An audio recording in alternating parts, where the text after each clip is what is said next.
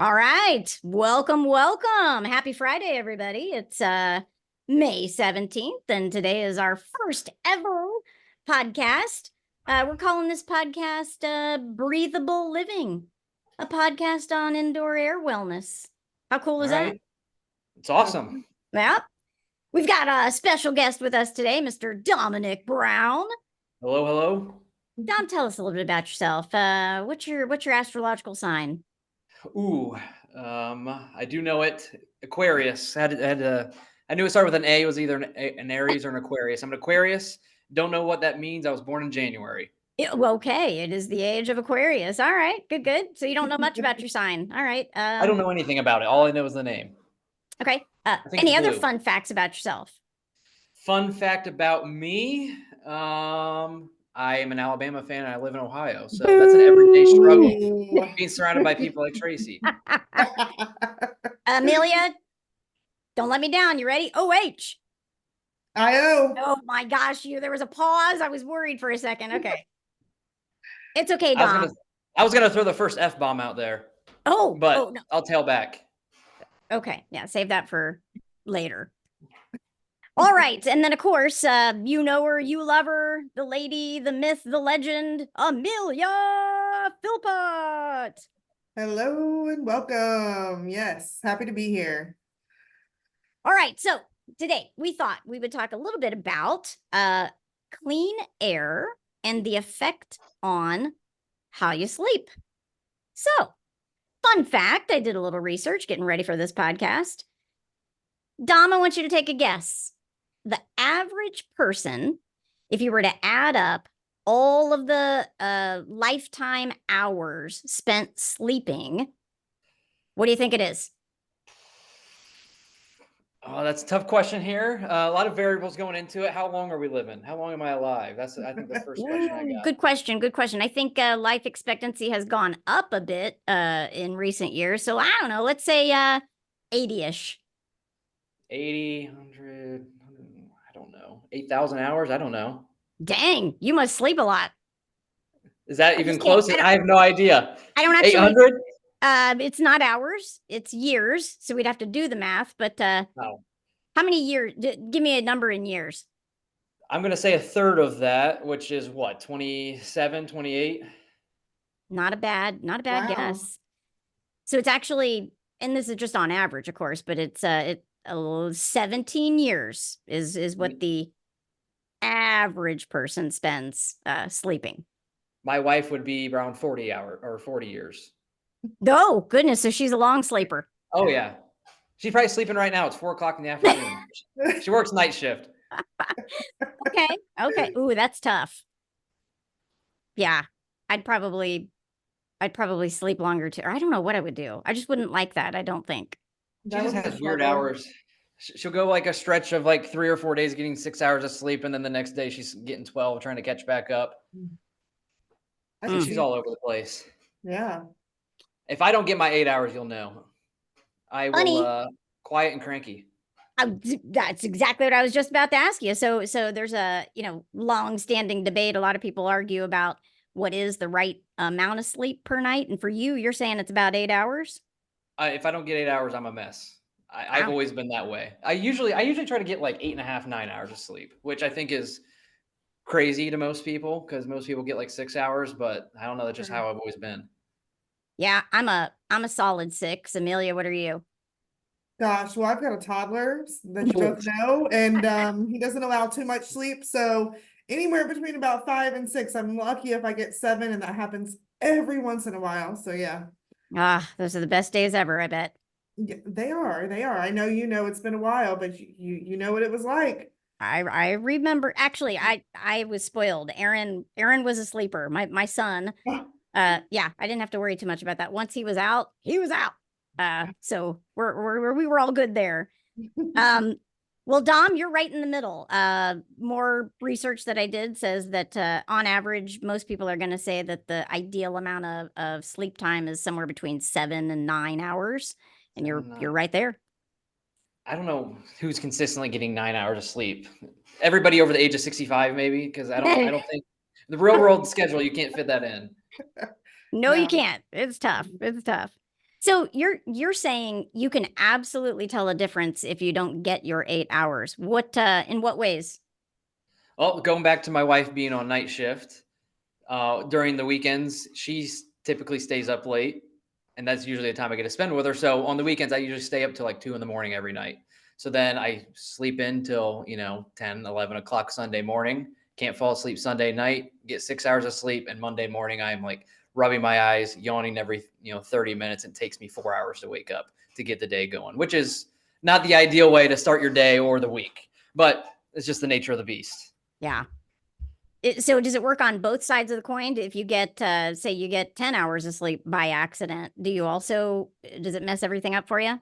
I don't think it's quite as bad, but it's I would say it doesn't have an effect on the whole day, but it's more of a slower get up, slower get around.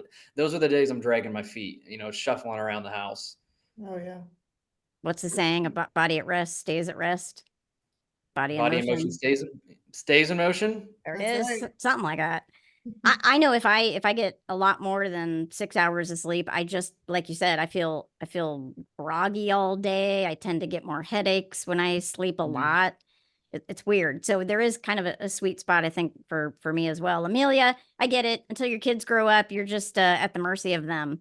Yep, that's true. But yeah, the times that I do happen to get a little bit more sleep, feel like you guys do. It's definitely a struggle, definitely slower to, move around that day. So I can relate to that. It just Once in throws a the whole while. clock off. Yeah, it does. Yes.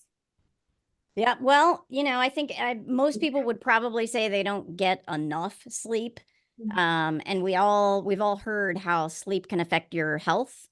You can be at a higher risk for diabetes, heart disease, stroke, mental health issues, like anxiety and depression can be directly affected by the amount of sleep that you get.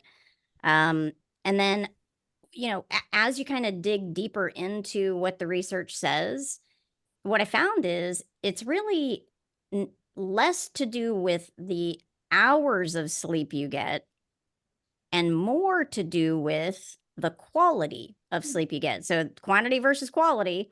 Mhm. The most research says that the quality is what really matters. So like, if you're a toss and turn kind of person, or you wake up multiple times throughout the night, that can take your quality score, right down the tank. Um, what are you? High quality sleeper, Dom? Oh, I am the highest quality. It takes me forever to fall asleep. I'm one of those people that the brain just kind of keeps on going. So when I lay down in bed, I kind of sit there and just stare at the ceiling for like 45 minutes, just trying to fall asleep. But then once I'm out, I'm a rock. I'm not waking up till that alarm goes off the next day. There could be a tornado going through. I'm not going to budge. Nice. So I get quality sleep. That's good. Takes you a little while to fall asleep, but once you're asleep, you're in it for the long haul. Yes, I'm out. That's to get my 8 hours. I got to get in bed pretty early. Well, early from my standpoint. And then Amelia, you have to be a light sleeper, I imagine, because yeah. Absolutely. Yes. Every little noise, movement, especially when the toddler decides to join me in bed, I wake up too. It doesn't matter what the sound is. So yeah. What about you, Tracy? Well, I've been kind of addicted to my Fitbit, and I analyze my sleep. Like I look forward to it every morning. I get up and I look at my sleep cycle to see, how much light sleep, how much deep sleep, how much REM, not the band, but REM sleep did I get, right? And it's so interesting because I can tell when I've had like a super stressful day, my deep sleep goes way up. Oh, wow. I'm looking at it every single morning. So I just find it kind of interesting. I think my quality is pretty good. Dom, I'm like you.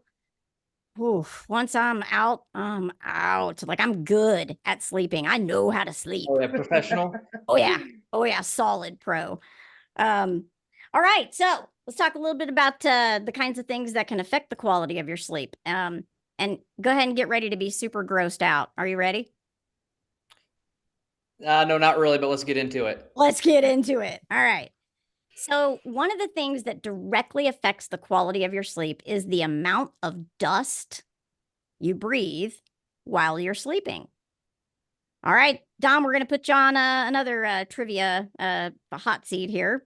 Okay. If you had to guess in pounds, how much dust does the average home collect? How many pounds of dust in a year on average? Pounds of dust, and I don't even know what a pound of dust would look like. I'm just gonna go. I would say